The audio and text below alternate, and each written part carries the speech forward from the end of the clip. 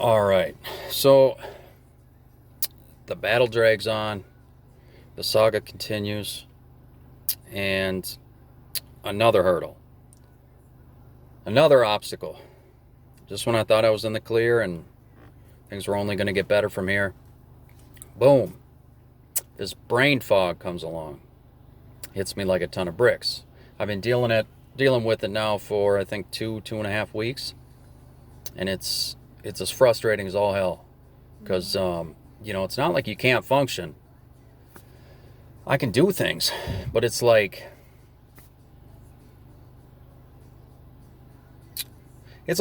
trying to drive through a heavy fog, you know?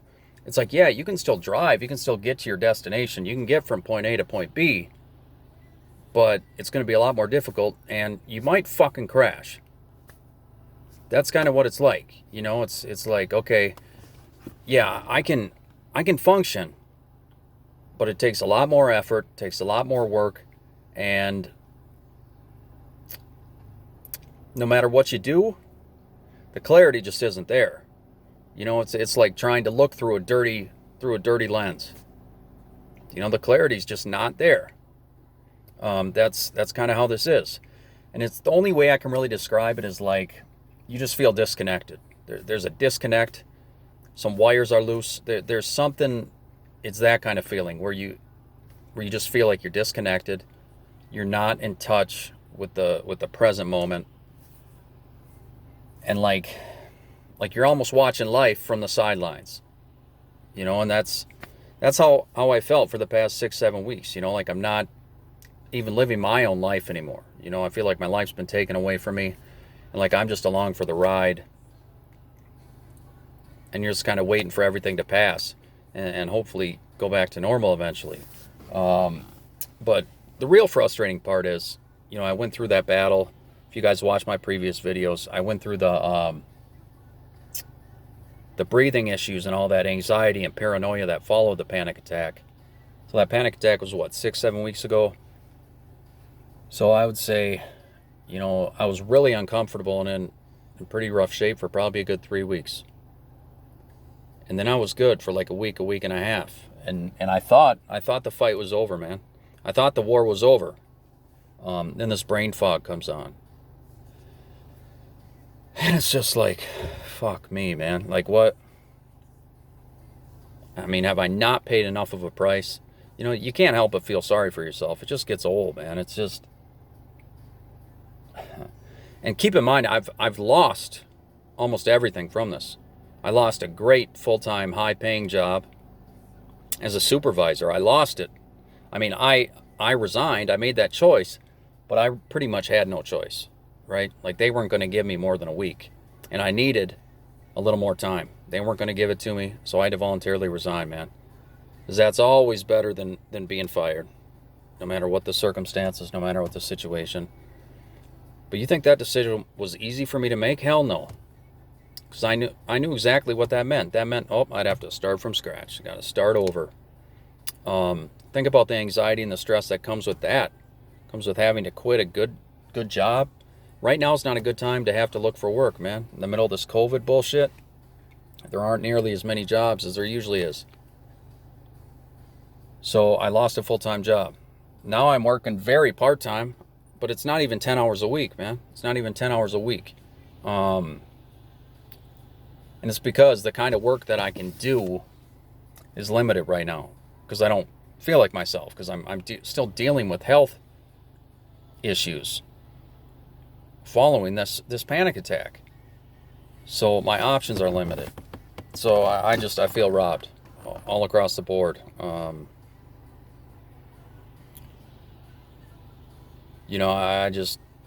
wouldn't wish these past 6 7 weeks on anybody. I'm not trying to turn this into like a poor me thing. So I know there are a lot of people out there who have a lot worse. A lot worse. But I am entitled to be frustrated. I'm entitled to bitch about it. Just crazy. It's crazy. And I know after doing a lot of research that anxiety and stress, if your anxiety levels and your stress is too high for too long, it elevates your cortisol, your adrenaline, your norepinephrine levels to the point where they're elevated so high for so long that it just exhausts your brain. And that causes fatigue, which in turn causes the brain fog. And I'm hoping that's all this is. But the problem is, it's a big vicious cycle, because the anxiety is, if the anxiety is what's causing the brain fog is causing more anxiety because you don't know exactly what it is.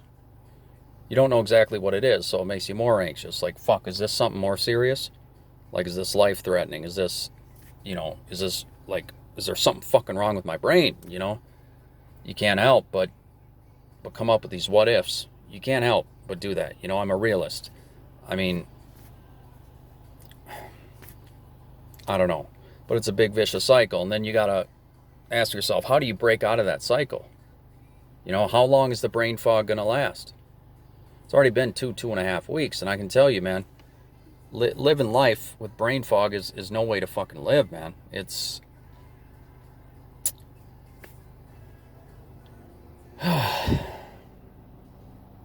man, oh man, oh man. And these fucking past 6-7 weeks have been unbelievable, man. Unbelievable.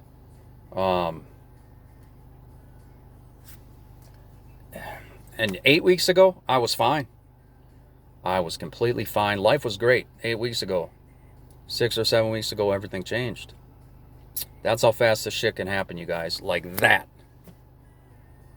Before you know it, your whole world is turned upside down, and you're left scrambling, trying to figure out what the fuck just happened. You're trying to make sense of it all.